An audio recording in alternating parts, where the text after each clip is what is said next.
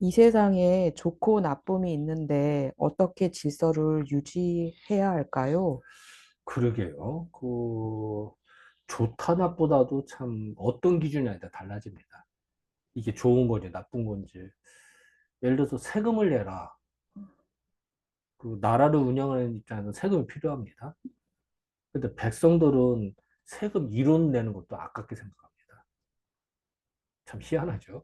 내가 그냥 먹고 마시는 거는 쓰는데 그냥 돈 내라면 싫어합니다. 나라에 돈 내라고 하면. 본능입니다. 그래도 불구하고 이제 나라 입장에서는 걷어야죠. 세금. 그래야 또 나라 일을 하겠죠. 그럼 과연 뭐가 좋으냐 나쁘냐 애매합니다.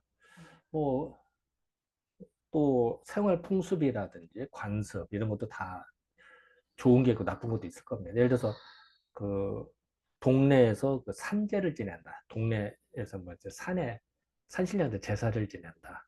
그 요새는 동제라고도 하죠. 근데 그거를 좋다 나쁘다.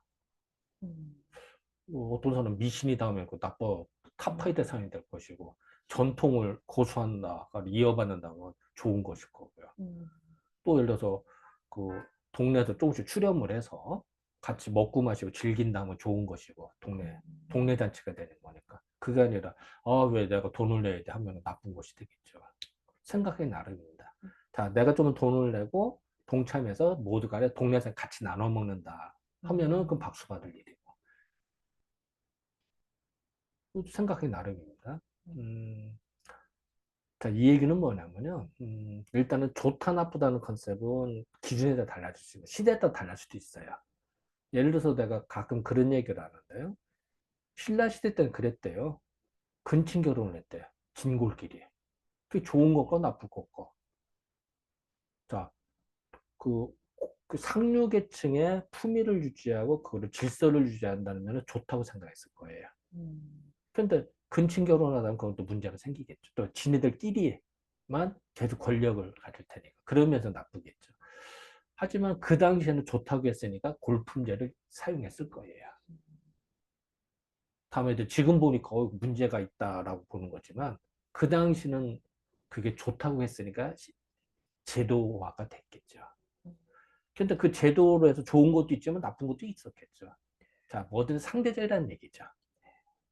자, 골품제도가 좋으냐 나쁘냐. 한편으로는 좋았을 거고 한편으로는 나빴을 거예요.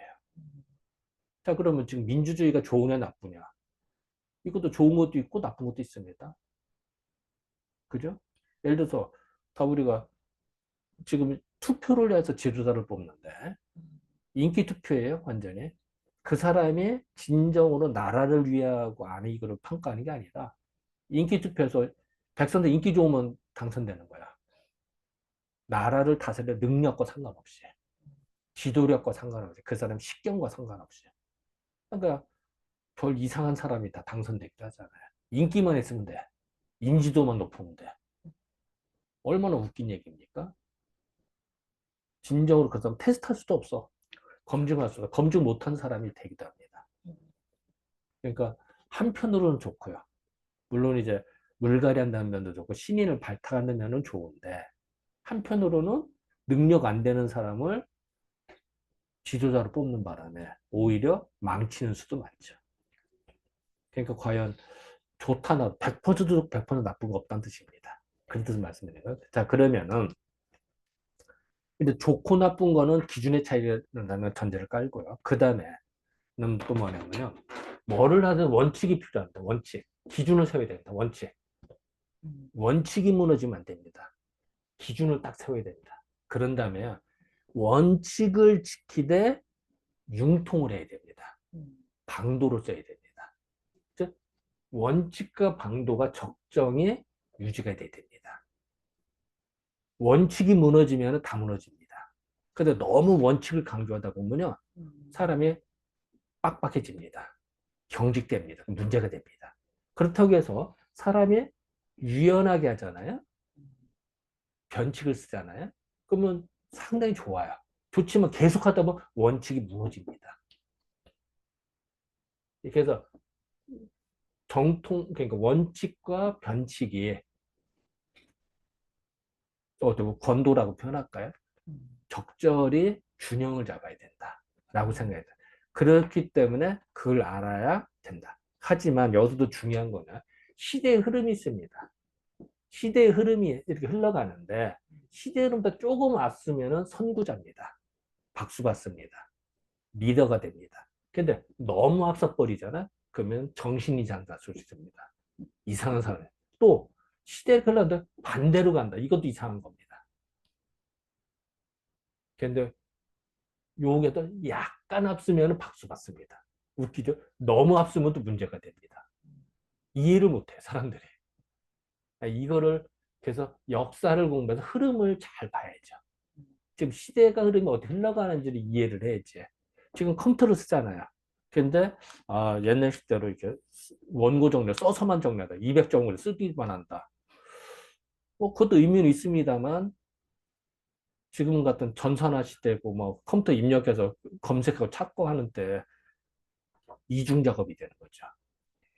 검색을 찾을 수 원고지는 뭐 엄청나게 많은데 못 찾아. 찾느라고 하루가 걸려.